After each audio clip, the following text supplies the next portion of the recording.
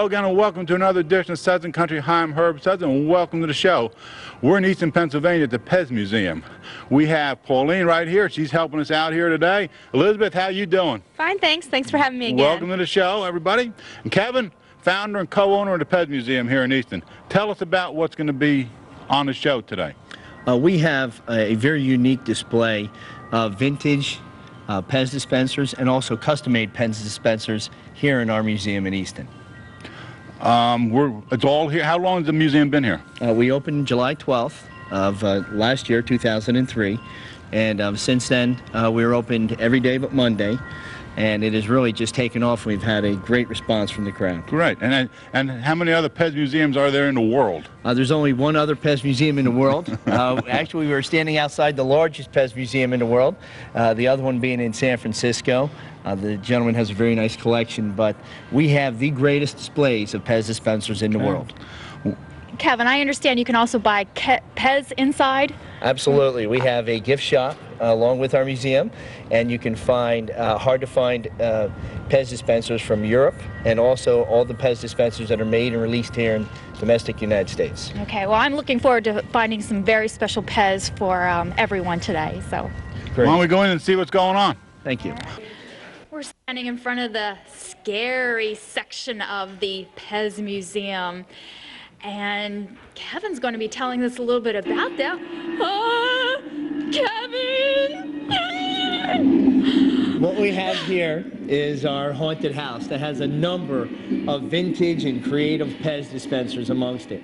In the 1960s and early 70s, scary movies started to become a larger part of our entertainment. So what we also have here in our scary section is a very creative display which really emphasizes Pez collecting. What this display is a number of very colorful witches and a customized everybody's favorite witch, Bewitched Pez dispenser in the middle. Also, one of the first Pez dispensers with a character head was Casper the Ghost. And in this display, you'll see Casper with a very rare die-cut stem. It's very hard to find them, and in good condition, valued between $200 and $250. Also in our scary section of town, you'll see one of our favorite characters of all, which is E.T., and E.T. is in his basket in the front of his bicycle, and also a full-bodied E.T. And then in the lower right-hand corner, you'll see one of our favorite customized Pez dispensers of all, which actually depicts one of the scariest movies in the 1970s, The Shining, and that's our customized Johnny. Kevin, I think I like this part the best of this section. It's the witch display. Oh, I like. Oh, yes. Let's check this out. Well, Kevin, we're standing here next to a Bicentennial display of Pez dispensers. What can you tell me about those? This is a very interesting display. In 1976, as a country, we celebrated our 200th year birthday. And this was a dedication to that birthday. The only set to ever have a real person's head on a Pez dispenser. In this set, there are 3 people that have been put on the dispenser. That would be Betsy Ross, Paul Revere, and Daniel Boone. One of the more interesting things about this set in this series is if you look at the Uncle Sam in the front row and also the Pilgrim in the back row, you'll see 2 different color variations to the actual tone of the plastic. That is referred to in hardcore Pez collecting as Club Med, like they're in the islands catching a tan. It was actually just the beginning or the end of the blow mold injection process where some more pigment got into the plastic, but very interesting nonetheless. Well, that's really interesting.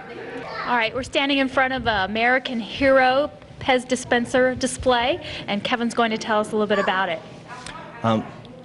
In 2001, with the unfortunate incident that happened in New York City, it raised our level of awareness for the men and women and even the emergency dogs that dedicate their lives to provide the blanket of safety that we all sleep underneath on a daily basis.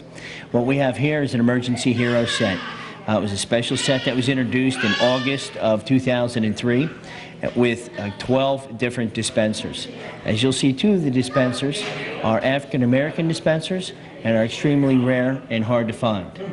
Okay, thank you very much. I know I'll be purchasing some American Hero Pez dispensers for my own children because they admire the heroes, Thank you. as you said. Kevin's going to share a little bit of information about Pez dispensers and spies. In the 1960s into the 1970s, there was a growing concern in our country of spies infiltrating our society. Well, this influenced TV shows like Get Smart, books and movies like Behind the Iron Curtain, and all of the James Bond movies. What also influenced the Pez dispensers. There were 2 series of Pez dispensers based upon a little boy that was a spy called Pez Pal. He dressed up in different outfits and he fought crime and evil across the world. He was a sailor, a policeman, an engineer, a fireman. There was a doctor with a number of different nurses, and even up through the early 1970 series where he was a Maharaji dressed up in 2 different headbands and a sheik in 3 different outfits. Okay, you'll have to check out some of these Pez dispensers. Well, my friends, we're wrapping up this edition of Southern Country at the Pez Museum in Easton, Pennsylvania. Elizabeth, thank you very much. Thank you. It's been fun. It's been fun. Pauline, thank you very much. Thank you. The pleasure's been mine. Kevin, thank you. Thank you. Tell us where we are. We're standing where Pez all started. Behind us is the original Pez girl. That's how the candies were originally sold in the 1950s. They came about as an after-smoking mint dispensed through a container that is very similar to a cigarette lighter. The gentleman that got the United States patent in 1952 was against smoking and was using this as an after-smoking mint. Can you tell us about some of these things in front of us? Sure. One of the things that you'll see in front of us is a unique snow globe. It's a Ringmaster snow globe sold here at the Pez Museum. And also, you'll see a copy of the U.S. patent, the first patent that the gentleman received in 1952 for the Pez dispenser. And I'm looking forward to going to buy some Pez. You ready? I'm ready. I'm All right. ready. Let's go buy some Pez. See you guys next time.